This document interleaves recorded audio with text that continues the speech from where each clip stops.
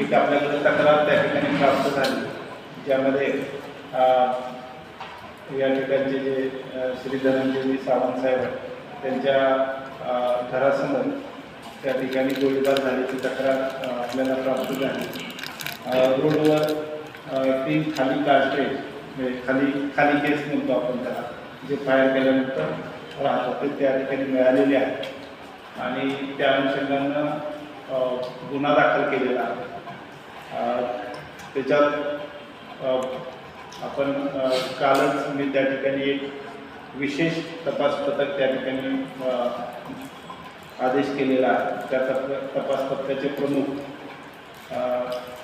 भूमचे DYSP राहतील आणि त्यांच्या तपास पथकामध्ये स्थानिक गुन्हे शाखेचे अधिकारी, तांत्रिक ज्या बाबी आहेत त्या बाबींचा ॲनालिसिस करण्यासाठी टेक्निकल विंगचे अधिकारी आणि लोकल अधिकारी जे त्या ठिकाणी असतील आणि या घटनेची आम्ही अतिशय गंभीर दखल घेतलेली आहे आणि निश्चितपणे त्या ठिकाणी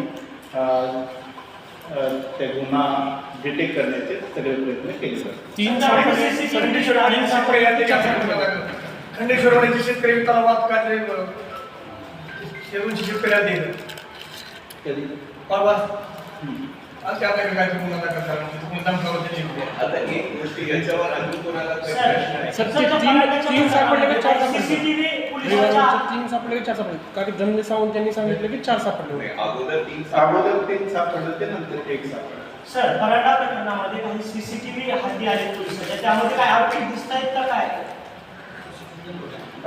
सगळ्या गोष्टी मी आता या ठिकाणी रिव्हील करणार नाही आपल्या पुढे, कारण थोडंसं टेक्निकली त्या ठिकाणी बघावं लागेल. आम्हाला काही CCTV फुटेज मिळालेले आहे, पण आमचा सखोल तपास त्या ठिकाणी सुरू आहे.